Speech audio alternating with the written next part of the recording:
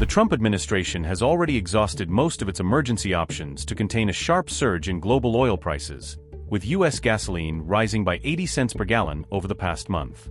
In response, Washington tapped the Strategic Petroleum Reserve, SPR, as part of a record 400 million barrel coordinated release by the International Energy Agency.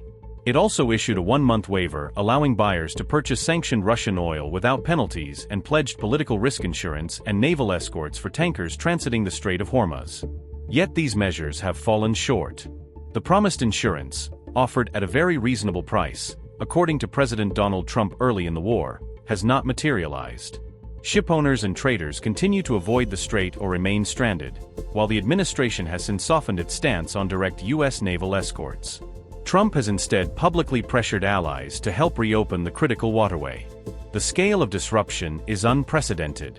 Around 17 million barrels per day of crude and petroleum products, roughly 600 million barrels per month, normally pass through the Strait of Hormuz.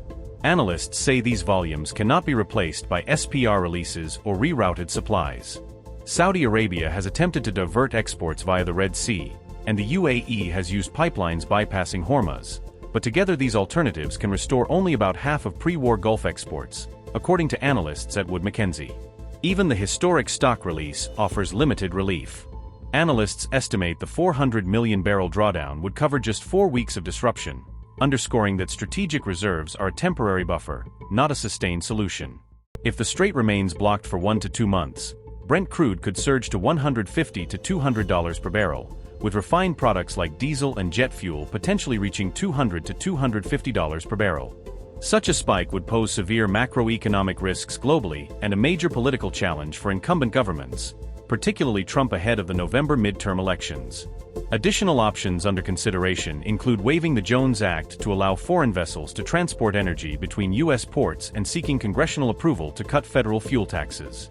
However, analysts warn these steps would do little more than ease symptoms of a much deeper supply shock. J.P. Morgan economists warn the crisis could have more far-reaching economic consequences than recent conflicts, given its direct impact on global energy markets and supply chains.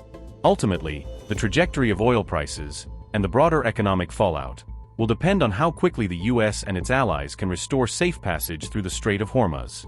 Until then, upward pressure on fuel prices is expected to persist, with U.S. diesel already exceeding $5 per gallon.